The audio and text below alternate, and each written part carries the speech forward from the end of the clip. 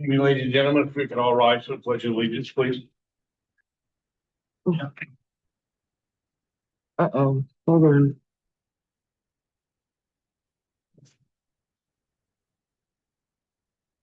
I pledge allegiance to the flag.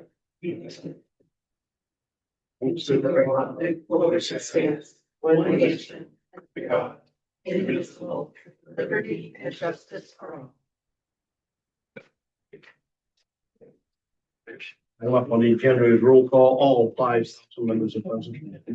Next item is consider approving the minutes held from January 28th. I'll make a motion to approve. Motion been made, seconded by Sue, all in favor? Thank you.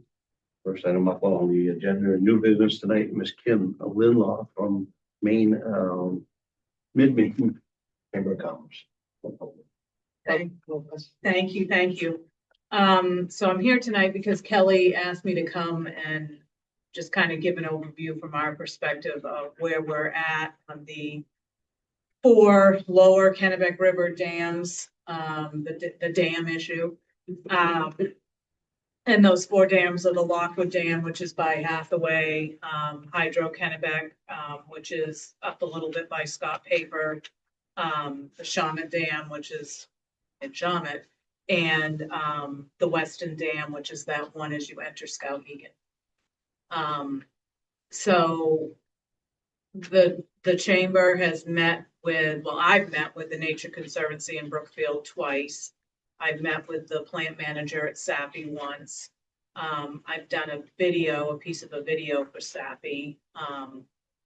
And of course we met with Brookfield a ton, trying to get those dams relicensed before the sale thing even came up.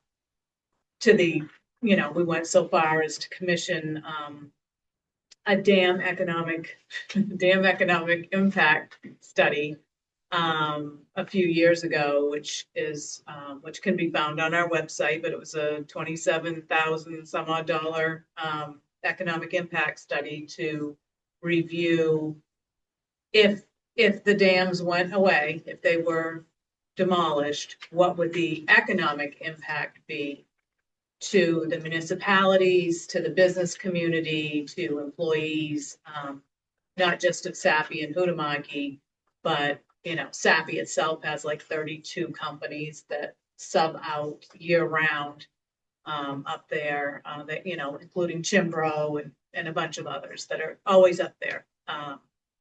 So we continue to monitor it. Our public policy committee has a subcommittee now formed that's being chaired by Tom Shoup. Tom owns a company right here in First Park, Dirigo Wealth Management. He's on our board, on our executive board. So if anybody's interested in engaging in that community and learning more about how we can keep advocating for SAPI and jobs, then you're welcome to join us. We are trying to get our arms around how exactly to do that with limited resources, and like what does that look like? Is it marketing? Is it, I mean, we can't throw money at it like the Nature Conservancy can. It's a nationwide organization that is just, it's a behemoth. It's rich, it's loaded, and we are not. It has already raised the $138 million, or maybe it's $139 million. What's a cool mill, right? To buy the dams. And what it has told me to our faces, the Grove Council's been sitting in on these meetings as well, is that they have certain benefactors that have made their contributions. They will not hand over the money until a solution is found for the SAPI issue. And the SAPI issue is, SAPI SD Warren cited that plant where it did because of 2 things: access to wood and water. Very important in the paper making process. And so it takes water from the Kennebec River. There's a pipe that runs under, goes into the river, runs under Route 201 and up to the plant. They filter the water. They make their pulp, paper. They filter the water again, and they kick it back into the river cleaner than it was when they take it out. They have a pump house. You can see it on that right-hand side as you're heading up to Skowhegan. Huhtamaki also uses water from the Kennebec River, but doesn't have a pipe up as high as Sappy does. Although it is suspected that they won't be able to get water either, but that's not confirmed. But Huhtamaki has an alternative because public water, Kennebec Water District water, goes right by the mill. So if it needs to, it can switch back over to the public water supply. It costs them a heck of a lot more, but they can do it. So we most recently have submitted testimony to FERC, which is the Federal Regulatory Commission, that Brookfield is trying to transfer the Shawmut Dam in particular over to a yet to be formed organization that has no staff, no money, and it isn't even a legal entity yet. So I think we kind of feel like they're trying to do that to dodge the regulatory process and to make this move faster. And we're kind of like, slow your roll, like just slow down. Let's figure out the Sappy issue before we start transferring assets. On January 22nd, this Maine State Chamber hosted an environmental, what do they call it? Environmental forum. I was headed out of town that day, so I missed it, but Tom was there, and it talked about a couple things. It talked about DEP and permitting. It talked about PFAS, and it had both a representative from the Nature Conservancy and Sean Wallace, who used to be the plant manager here at the Somerset Mill and is now the big boss in Boston, talking about their both sides of this equation with the dams. The Nature Conservancy presenter was Alex Moss. He seems to be the one that's doing most of the speaking in these meetings. And he said that this purchase is again on those 4 dams that I did. He was talking about whether there's the Shawmut Dam is an optimal energy generating dam to begin with. He said that they clearly understand that if the Sappy operations will be in serious jeopardy without structural changes made with that pipe.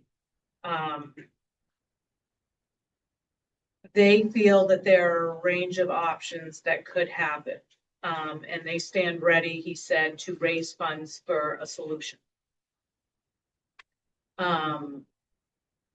When Sappy did its analysis, the solution was going to cost $50 million. So anyway, I'm skipping ahead. Before the Nature Conservancy offered a bid to Brookfield to buy the dams, they put forth options to resolve the Sappy challenges, and they remain committed to finding a solution to keep Sappy fully operational. Their goal, the Nature Conservancy's goal, is to reconnect river for food and lifelines to the Wabanaki Indians and to preserve 13 species of fish, 6 of which they discussed at this forum, because the one that gets all the play is the endangered one, the Atlantic salmon. But they're also concerned about striped bass, which are now only spawning in the Kennebec, the American eel, river herring, Gulf of Maine groundfish, and the shad. And for what it's worth, shad like to hang out by the pipe at Sappy, as do bass, because the water that comes back in is warmer than the water that comes out, and they like the warm water. So that now you know, secret fishing hole. Kennebec River Restoration Trust would be something that's founded, that's started up by the Nature Conservancy, and that is the entity that, not to be confused with the other entity I was talking about with Brookfield, but the Nature Conservancy would form the Kennebec River Restoration Trust to move this whole process forward. The timeline, they want to launch that new organization, the Restoration Trust, and complete the purchase by the fall of 2026. Let's see. They want to continue to keep raising money, so there's an operating reserve. They would form an advisory council and working groups from a diverse range of stakeholders to help guide future planning of this trust. They're putting together a municipal review working group. And I think Katie Cog is spearheading that or has something to do with that because these dams pay a lot of tax dollars into the municipality. So for example, yesterday I met with Nick Cloutier, the new city manager in Waterville. Annually, it gets approximately $250,000 from Brookfield for the dams in Waterville. So that would go away. And so what they would be looking at is either cutting $250,000 worth of services, increasing taxes to fill that gap, or a combination of both. And that's true of, it's different dollar amounts, but that's true of Winslow, that's true of Benton, that's true of, what am I missing? Shawmut, Fairfield. Michelle's penciled it out. There's absolutely no way that she could pass on what they would lose to the households and businesses in Fairfield. It's too much. It's too much money. They're also developing a property redevelopment working group, a real estate implications working group, because as the water diminishes, as we saw with Sebasticook, you've got stink, you've got all that land, and it impacts property values. Anyway, so they're putting together a working group for that, and an energy infrastructure working group, because those dams do produce electricity, clean electricity, which would then go away. Operating dams and development of long-term plans by winter of 2028, again overseen by that trust. Brookfield would be responsible for operations and maintenance, even as the Nature Conservancy takes over the ownership. They would hire Brookfield to do that, which would be consistent with federal and state requirements. And in the meantime, they'll be working with municipalities, landholders, businesses, NGOs, agencies, tribes, stakeholders on decommissioning, redevelopment, and restoration plans. That decommissioning, redevelopment, and restoration would likely be phased over 5 to 7 years, working with FERC, and others.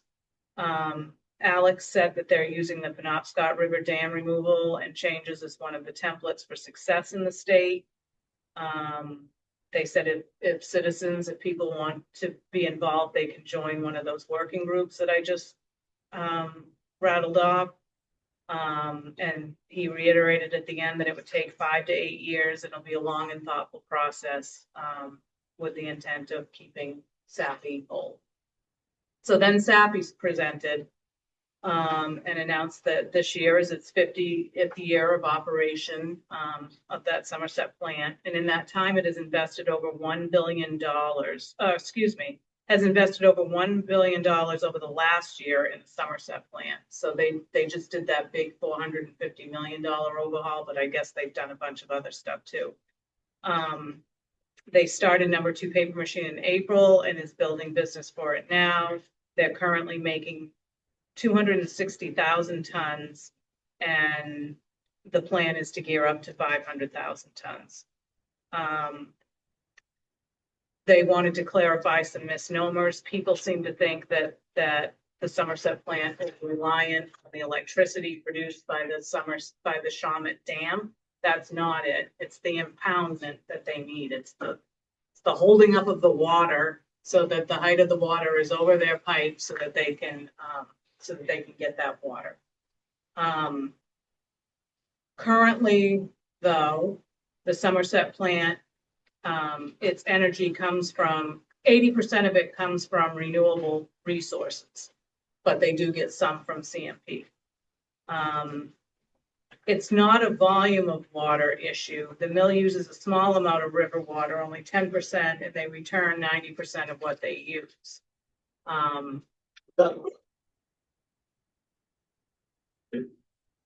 But it's the lake water. They need the impoundment. They need that lake water. Removing that dam means that the level will drop approximately 19 feet, which would leave the intake pipe with only 8 feet of water. And then it would be inoperable due to two technical challenges in the winter: ice buildup and an ice anchor that would form there, which would interfere with pulling water. And the silt, the added levels of silt being pulled into the pipe would be a problem.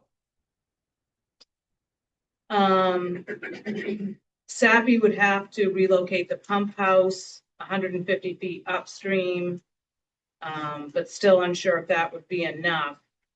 If this dam gets taken down, moving it would, they're estimating, would cost over 50 million. SAPI hasn't seen an option yet that'll work. Cautiously remaining optimistic that a resolution will, come. They believe that an alternative to the dam would likely be the best solution to dam removal, or some kind of alteration to it, like an adequate fish lift. Yeah. Solve it. It doesn't seem, it seems pretty common sense, but Sean expressed that the quicker that they come to a resolution, the better it would be because of public concerns. Because they're, all their challenges, it's hard to go out and hire people when they think your business might be out of business. That's one concern. Securing contracts, they need the security of knowing they're gonna be there long term, and that's why they made that massive investment in the mill this year. He also added that the examples cited about the Penobscot River were concerning to him because that was the dam that held Old Town Paper Company, and now that's out of business. So, that was a concern. So I just said a lot, but not a lot, where I think all hopeful that there will be a solution. We're all very concerned and we want to do what's best. Our chamber actually has a fishing committee. I know that's weird. We don't go out and fish. We market our region to fishermen to come here and fish and stay and eat, spend your money. So we're not an anti-fish chamber. We love fish. We've attracted Major League Fishing here twice. They were on Messalonsky Lake and they were great. They were at China Lake. So, we've shined a national spotlight on fishing in this area. We've had Fishing University here, which airs on the Outdoor Channel. So we're not an anti-fish chamber, but we're really a pro-business chamber, and we do not want to lose SAPI.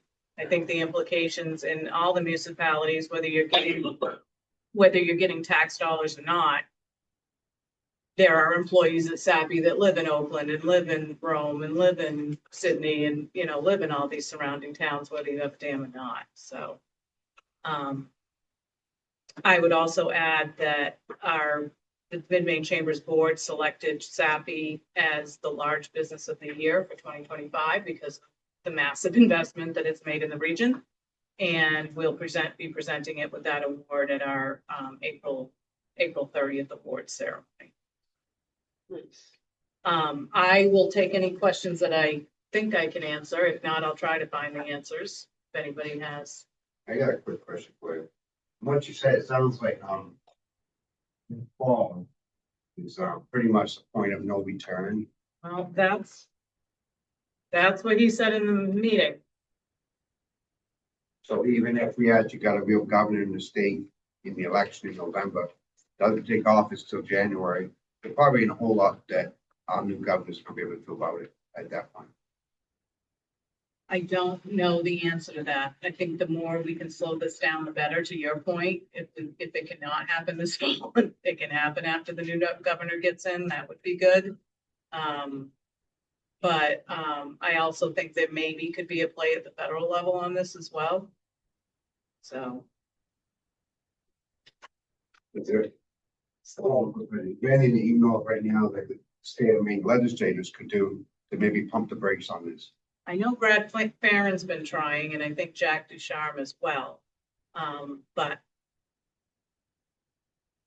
I don't know. I mean, besides, submitting testimony, which the deadline's long gone, the FERC and all that.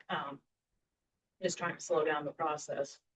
So it sounds like there's only two legislators in Augusta that are actually trying to slow this down. Well, that's the two I'm keenly aware of because they're mine. They're our region. I know that Jennifer Poirier gave a speech in the legislature yesterday. Were you there? She has, I don't know if she has today. Yeah, well, recently. Announcing that the Mid-Maine Chamber is giving Sappy this award, and then gave a whole great big long speech. And my colleague who actually was at this thing goes, "Did you know about this?" I said, "No, I had no idea." And she played it for me, and she went on and on about the investment that Sappy's made and how critical it is.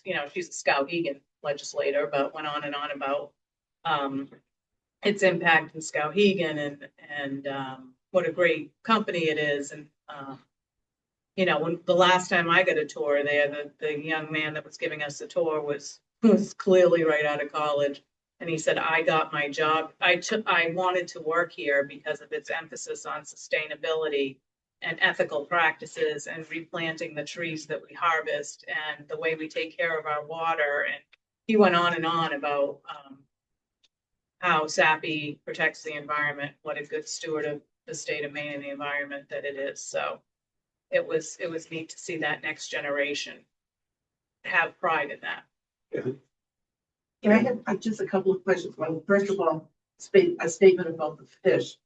I'm assuming that all of those fish are allowed, various fish are willing to go up a ladder. Well, that's the other. I know, we all know that the salmon do it. That's the other question is, are all these species still hanging out at the mouth of the Kennebec, like wanting to come up the Kennebec, but can't because they get stopped and they can't use the fish ladder or it's not adequate?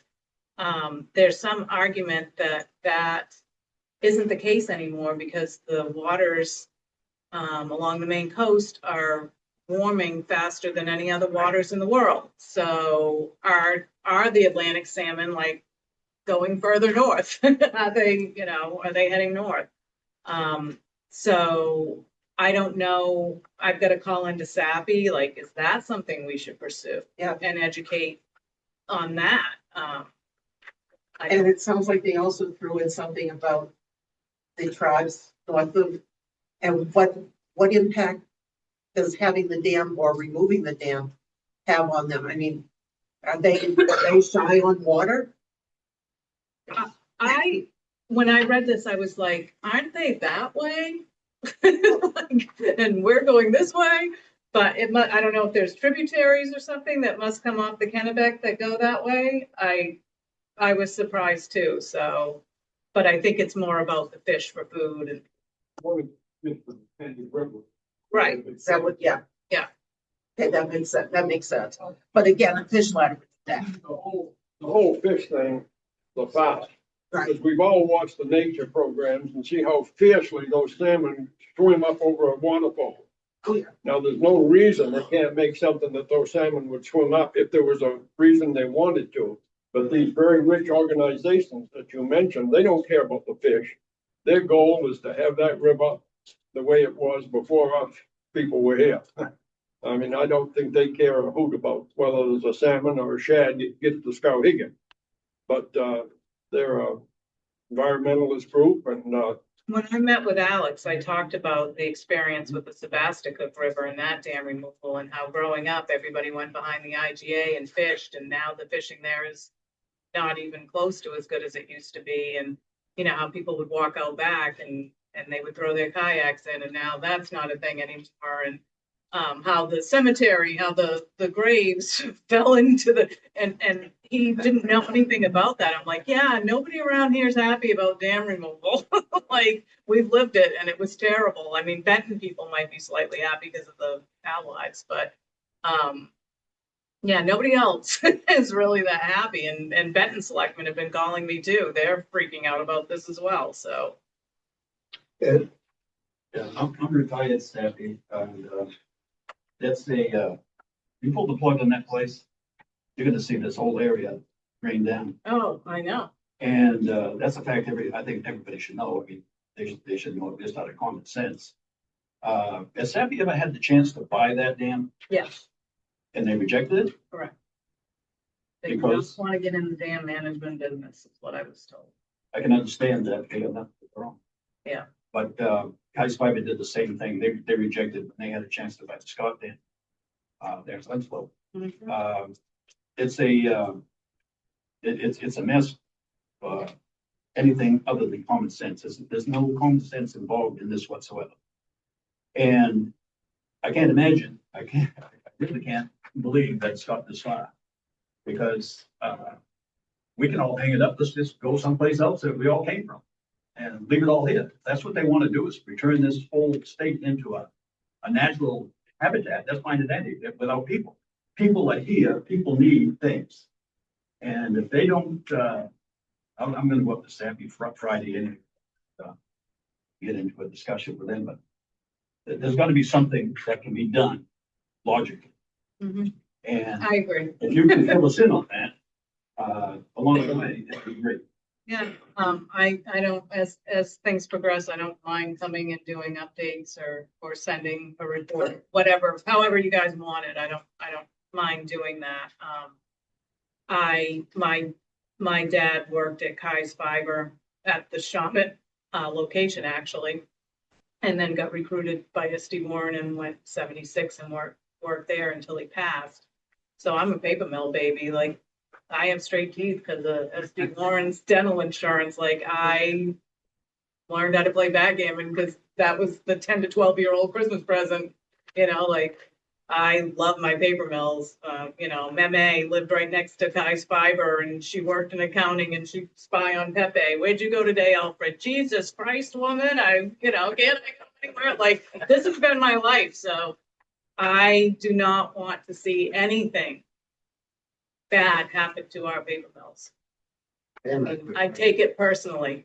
John, The company's refusing to build fish ways? what was your question? If the dam, Why they're not building fish ways? so there are fish ways there, they're just not adequate. Like, it's not a good enough fish ladder or something. It missed the test by 3 fish, I think. Yeah, that's what I'm just from. The fish are not the goal, John. I know that. It was the way to fight it. Just, it's building, good fish ways. I know the Winslow Dam did have money to build a good fish way. Because I was involved in that project. I don't know what it. Yeah, quick, couple follow-ups with you. One, you mentioned at least a handful of towns that were gonna be affected directly Mhm. when they pull in dams. Mhm. And then you got other towns, like you mentioned, like Oakland and stuff like that. We may not be affected directly, but like you said, a lot of residents live in this here, work there. Is there any chance that maybe a lot of these towns, as many as it takes, get together and actually maybe purchase the dams? Or possibly put one hell of a suit on the state of Maine or on this company to keep them from doing this? Yeah, I have not sat in on those KB cog meetings yet. I think they've had one.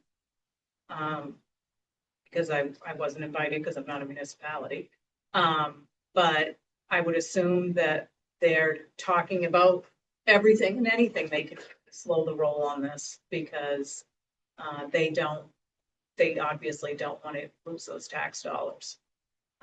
Because I myself, as a taxpayer, I would not mind some of my tax dollars going to find a way to pump the brakes on this garbage. That's going on down. Yeah, I'll bring it up to KB cog. I'll talk to Joel or whoever's handling that. You know, is there anything that we as a council or town can do, letter writing, to representatives and senators and stuff like that? We have one representative here, we could write him a letter and, He gets enough letters from me. Don't you, I noticed the last article I read in the paper that Brookfield had stopped their relicensing process, which is very expensive and very time consuming. Takes 5, 6, 7, 8, maybe 10 years to get it it done. does seem like it's been And taken it's forever, very yes. expensive through Yeah. for that. So I think that was the final straw. I thought, once they gave up the idea of licensing them, that they're probably gonna be gone. And, Let's hope not. I hope not, but I mean, it's a big process, like George mentioned, somebody else buying these, that Brookfield has licensed hydro projects all over the country, because they own dams all over the country.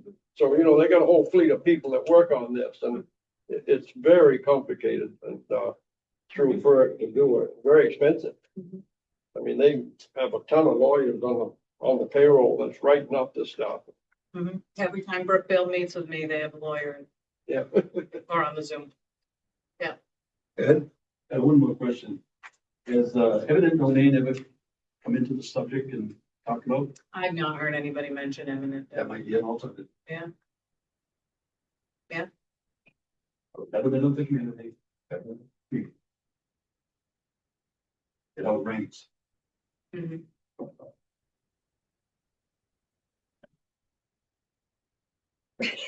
I'm just trying to figure out, because I'm not positive exactly where all these TMs are, but is that going to affect any of our waterways that are touching Oakland? I mean, I know we're gonna have an economic impact with everything else that's going on around, but is it going to have any effect on us? Yeah. Shouldn't. It shouldn't. I just think if things are going off in different directions or backing up different ways, it might cause problems all the way down the line, going backwards too. This stream here dumps into the Kennebec below Winslow. So there'd be no effect on. So even if, so it's not going to like draw more out as it's going, not being dammed up. Okay. That's simple, that's a wishful thinking, yeah. It's been rising. Mr. Nutty? This is a mess that I don't know how it's gonna get fixed, frankly. First of all, I'm surprised that Sappy invested that $1 billion in their plant. If they didn't have a plan, and maybe their plan is the $50 million fix to it, but Brookfield wanted to get rid of those dams. And they formed this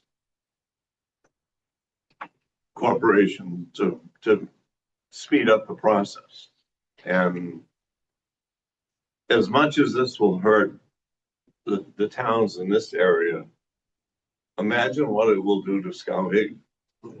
Scott, I don't know what the percentage of Skowhegan, Something like 75%. but it's a ton. Yeah. I mean, they might just as well close up and become part of Cornville.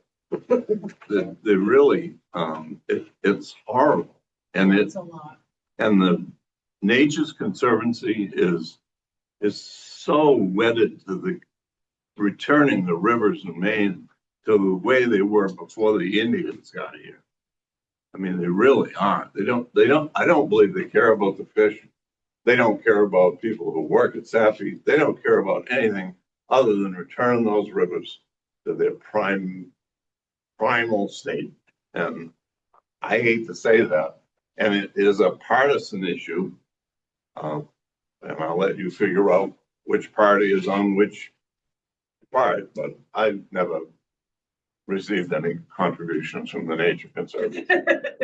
So, I don't know how it's gonna get fixed. I think the town of Oakland should support whatever the chamber or anybody else wants to do, short of giving them money. I'm not going to throw money into the pot, but, support meetings that are all these groups. I fear at the end of the day that those dams are gonna be gone.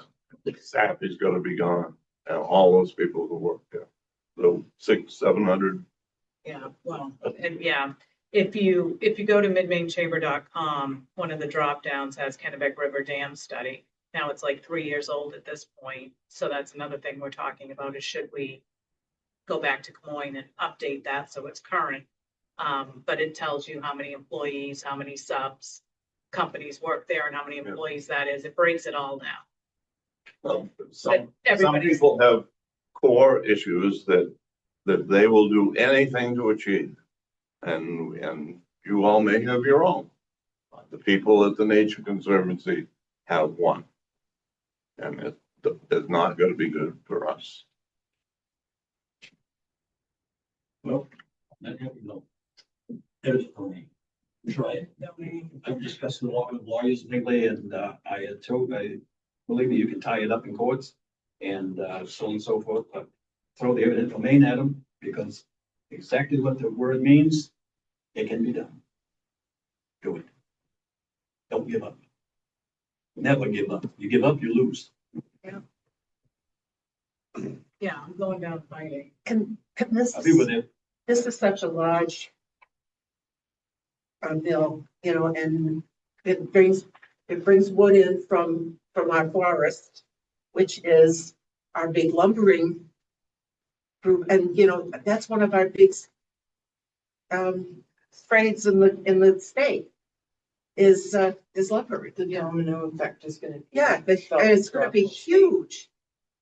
You know, Even things you don't think about. I was talking to one of my board members and he said, you know, as you know, I own a contracting company. I'm a contractor. He said, but in the winter, I have a wood lot and I cut trees and I sell them to Sappy and, you know, like, I'm like, really? Like I've known you for 10 years. I didn't know you did that. You know, like just things you don't even think of, you know, so many people depend on it. Yeah. It's a lot. Any further questions? Yeah, I got a quick question for Mr. Murray. How did, if this went through the legislation down in Augusta to get any type of approval, how did it ever get through it? How was it ever approved? It didn't really go through Augusta. No. This is a deal between two private individuals.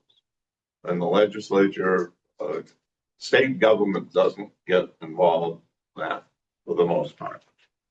For the most part, so they do get involved a little bit. Well, they monkey around with it, but you can't pass a law that says that two individuals can't sell a piece of land to each other. I mean, or you can't, if somebody has a dam and they want to sell it to somebody who wants to tear it down, the state's not going to get in the middle of that. If they were to do anything, it would be at the federal level, making it easier to get the dams relicensed maybe, so that Brownfield would change their plan about having a satellite corporation. But there's no direct way that I know of that a legislature or a governor can get in the middle of a legal transfer. Not even Beyond constitutional. as a moratorium. A moratorium, I suppose, would be possible, except remember I just said this is partisan. You know, I understand that the Democrats are loving this, but that's beside the point. So you know the count, you know who's in charge. But that's a slippery slope too, because that can go the other way and get us, if you will. You know, if we put a moratorium on this sale, what other sales could moratoriums be put on? You know, I don't know. Oh, I'm depressed now, you guys. Sorry. Yeah.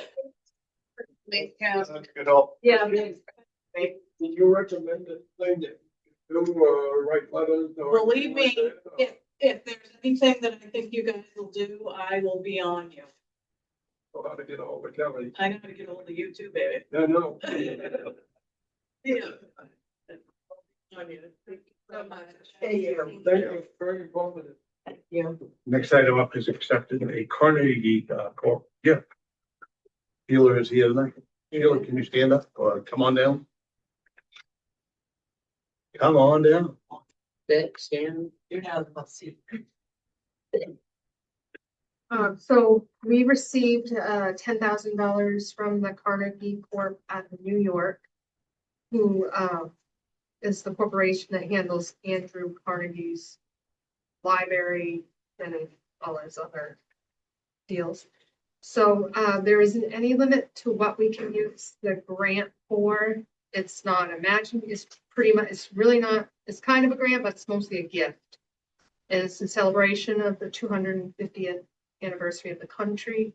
So this was their way to give the Carnegie Libraries something to put, I'm thinking in my mind, to put toward their building, since it was built with Carnegie money to begin with. So that is what the advisory board is thinking that we'll do, is we'll spend the money on the building, and we have several ideas, and probably more than likely it will be to supplement heating, cooling, some sort like that, since we lost our rooftop units a couple of years ago, and it's just too expensive to replace. And I feel like even if we saved this grant, put towards replacing that eventually, I don't know if we get there for many, many years. So we'll see. We'll talk about it. The board will bring it to you and talk about it. Make sure that what we're doing is acceptable. I'll make a motion to accept that grant. And part of that motion, I will say that I think we should pass the motion that Kelly buys a big check, and she presents this check to Sheila, and we get make up a little ground out of this with some publicity. Oh, that would be fine. Because, for our library, it's not many people in town that know that that's a Carnegie library and that you got $10,000 for Carnegie. And I think we need to get some, recognition out there for our library from it. That would be fun. Kind of tie it into July 4th, Yeah. somewhere whatever. around there. Yeah.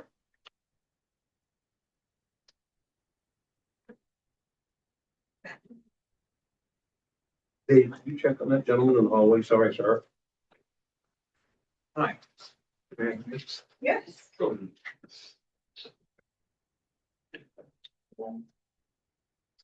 Okay, so motion to accept.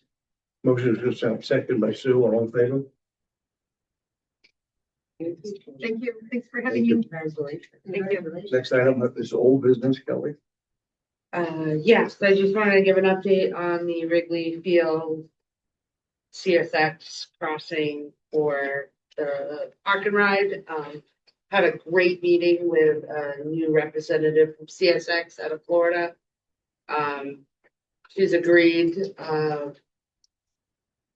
to do the crossing at the current crossing. So they're gonna send an agreement within 2 weeks.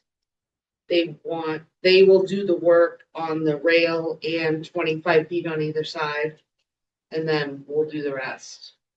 So they want it paved on either side, They're gonna take care of all that. 25 feet. I'm sure there's gonna be a cost to us, but we do have the extra grant money. So, but our guys will complete the road in, they'll cut back so that we'll be able to see, down the trail. It's exciting. I thanked her very much. I said this was a big runaround for 2 years that we've been waiting for an answer and contact, and 20-minute conversation. We had it all figured out. Yeah, it was awesome. Spirit of America nominations. I have a question. Yeah. So just so I understand, they're going to be entering Wrigley Field and driving across the railroad tracks to the parking lot that's in Maine. Yeah. And I told her too, I said, I don't know. I mean, she's in Florida. She's never been on a side by side. She doesn't know what trail riding is or anything. And I said, it's going to be locked down during mud season. It'll be open June, July, August, September, October, November. Then it will close again until there's possibly enough snow. We're going to have a gate at the road at Wrigley Field. at Fairfield Street, like right there. So that we'll be able to gate it, and there's gates up on the trail. So I said it's not gonna be, you know, traffic back and forth, back and forth, back and forth 100 times a day. So I think she was okay with Mr. that. Arder, You're gonna have a gate at the beginning of, along Fairfield Street? Like, when we close the trail, it'll be, so, Oh, people still go in. no, cars won't be able to, That's signature. What's the agreement with that? we don't own that part, No, it's in there. yeah. So then we'll probably That's have the to, access. we'll probably have to put a fence and a gate behind the, you know, beyond the pet cemetery. Who gets the key to the gate?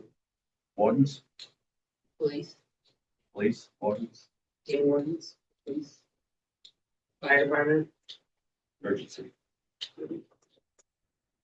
Interesting.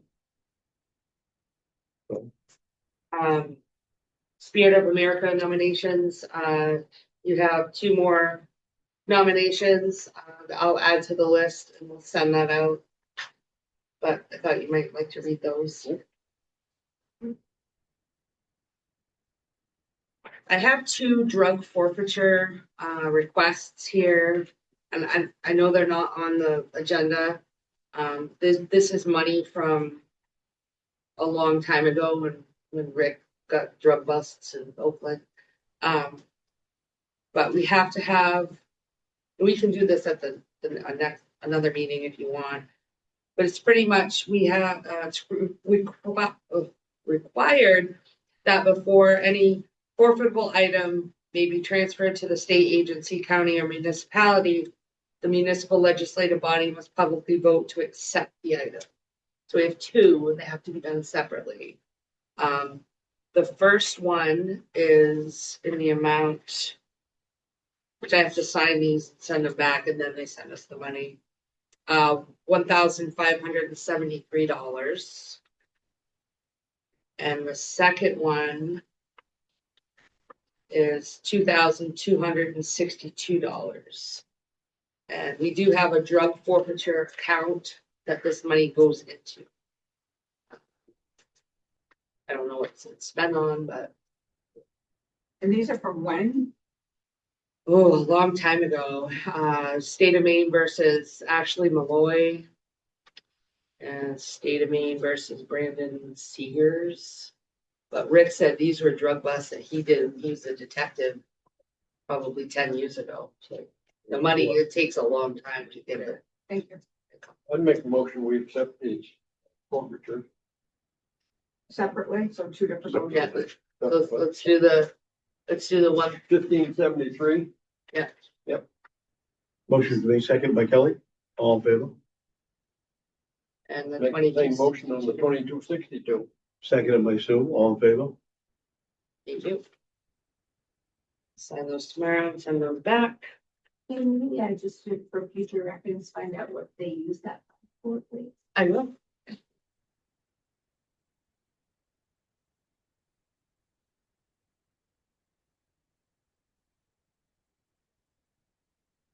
And then I just want to give an update on the Pleasant Point Park vandalism.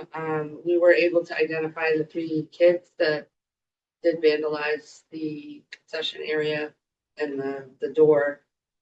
There were 2 13-year-olds, 1 12-year-old. Nothing we can do. Tiffany did criminal trespass them from both parks for a year. So they're not allowed to go to Pleasant Point Park or Oakland Boat Landing. Parents have been informed. 2 of the sets of parents that are from Oakland met with Tiffany at the station with the children. Hopefully parents will get them on the right track. Can you say they're gonna have to pay for what the damages are? Yeah, Yeah, then they're too young. The bill to the parent, how's that parents respond? Why should The parents. the parents pay this? It's their kids. Why should taxpayer eat it? Is there any way we could get them to do some community service hours. We don't want to babysit kids. That's true. Yeah, No, we don't want them in our property, on our property. got it. Nope. I think the no trespassing should be very. Yeah. And we've got more cameras that'll be going up, There are gonna be more cameras. so Yeah. it's getting older every year. I just want to touch on that real quick. Maybe if you guys like did hold the parents financially responsible, maybe it might help some other parents, you want to keep better control of your kids, you're gonna be paying. I'll talk to Rick about it because I know, I think we ought to just send the parents a bill, divide it up 3 ways.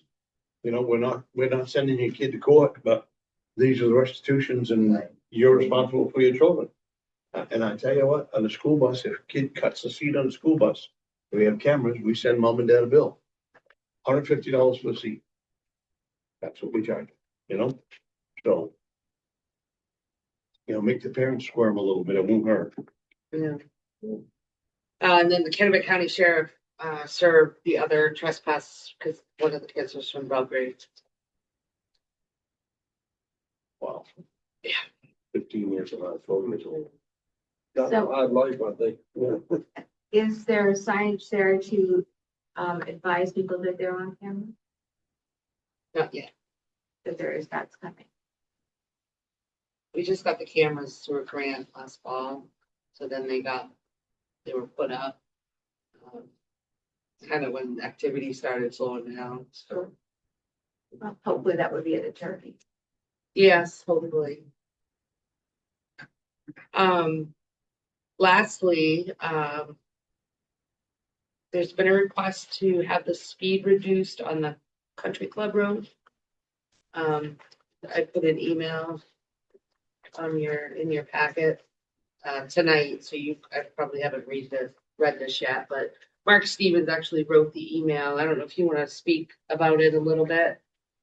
Yeah, I wanted to ask the council and town government, if they would consider lowering the speed limit on Country Club Road. In the email, I cite topography as being an issue.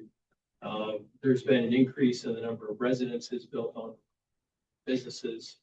We have Bedside Manor, we have the ice cream shop, which has its entrance on Country Club Road, so they don't have to come off KMD.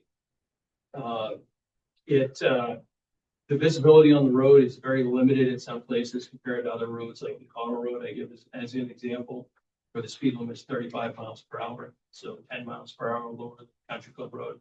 In some areas, 45 miles an hour points to 66 feet per second. You know, so your reaction time pulling out of driveways and that sort of thing on the Country Club Road is minimal, to say the least. I did some research on into reaction times for an average driver driving down the road. And from the time you see something until the time you react, the average person is going to take 1.5 to 1.9 seconds to react.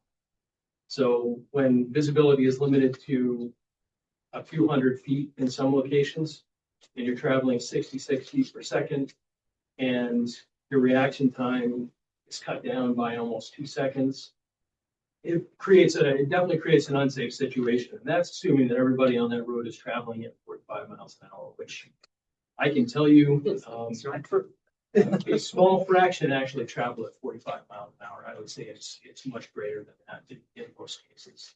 I also asked if the town would consider, some other means of traffic calming devices, maybe an interim stop sign, that Nature's Way or something like that.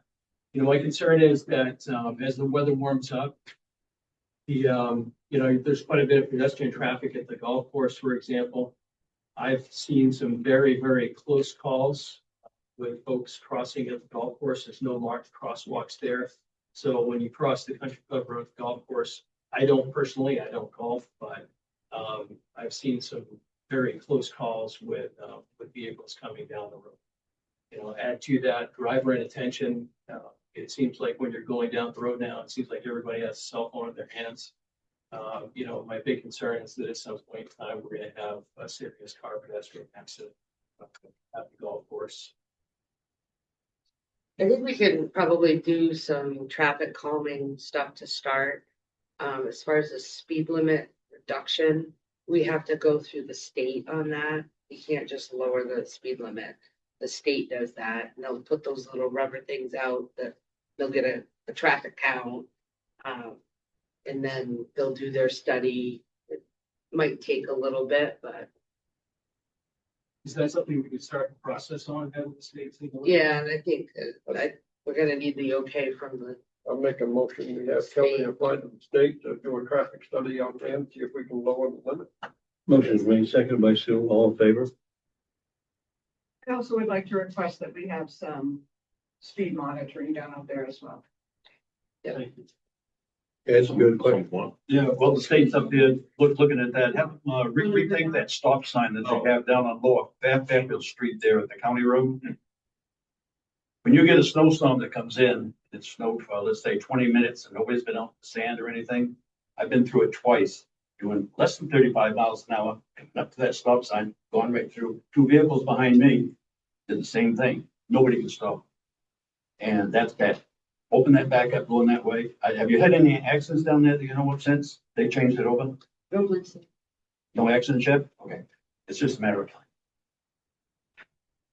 Just have to do it the other way. If you gotta stop for a stop sign, if you run the stop sign, well, that's it. Right now, people, We tried to do that. And put yellow lights on Fairfield Street, red on the other two. We went through that with the state engineer and it was cast in stone. They were gonna do the way they wanted and that was it. yeah, I understand that, but they ought to rethink it. You know, well, they should have rethought it before they did it, but they won't, so. They created another hazard. They know we have no control over them. Mark, I would think you email was very well researched and very well written. I did read it both thoroughly, actually twice. I do have a question about the crosswalk that you requested because we haven't addressed that going across the road where the golf course is. Is that something we have to go through DOT or the state as well? I'm not sure. I'll have to check with Jeff on that. Okay, let's find out that as well. I And think that's probably a would have to reasonable check with the request. country club as well. Because there's not even any signage that says golfers crossing or I know. written.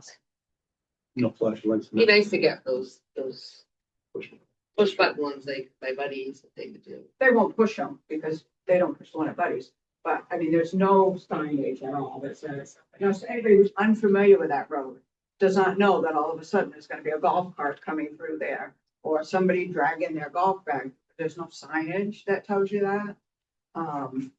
And we have a huge increase of pedestrian deaths and injuries in the state of Maine right now. And we need to pay attention to that because it will get worse before it gets better because too many people are distracted. Too many people are distracted and speeding, and they know they can get away with it, so they do it. Okay, well, I know that there's too many people driving distracted. There's no question about that. You can ask any police officer, they'll tell you that. But I do golf the Waterloo Country Club, and there are two places where you cross between the first and second hole and between the fifth and sixth hole. I've never had a problem getting across. I've never seen anybody have a problem getting across. There are some people stop just and motion you to hurry up and go across. But I've never seen a problem. I don't. I guess a sidewalk, crosswalk wouldn't hurt, but I don't think it would do any good. A sign that said the golfers crossing would be great. I don't know. I would think the country club would put that up. I don't disagree. I think there's a good conversation to have with the country club, you know. They might pay to put the crosswalk in, you know, but they're alone pay. You know? But I do think a conversation with them is appropriate And, for everybody. yeah, and I also go there and I would say, yes, the crosswalk probably isn't as good an idea as a signage. Yeah. Because people are not looking down when they're driving as much, but they might see the sign if they're paying attention. Those are just some ideas I threw out. Just brainstorming on paper, so to speak. I can't hear. I was just saying, those were some ideas that I threw out, just brainstorming on paper, so to speak, more so than. That's one. Anything else? That's all I have. Kelly, do you have anything? I'm just wondering what our update is on safety training for the council. Oh, no. I'll ask Rick. Tomorrow.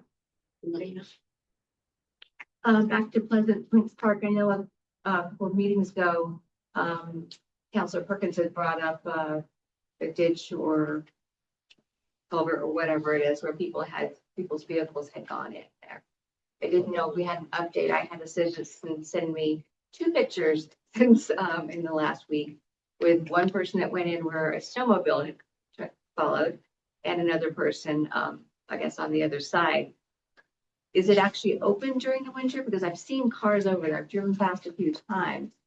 And I don't know if it's something we want open, if we wanted to put some sort of a barrier there. Yes. Yes. I know they do plow in it. Okay, yeah.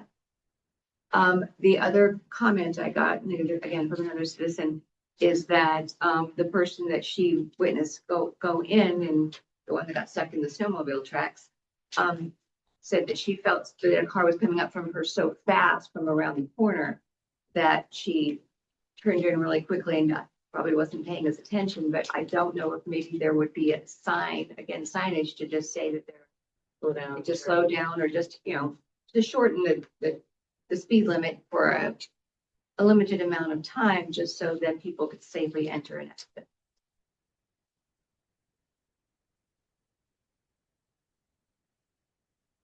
That's it, thank you. Just another, I'm good.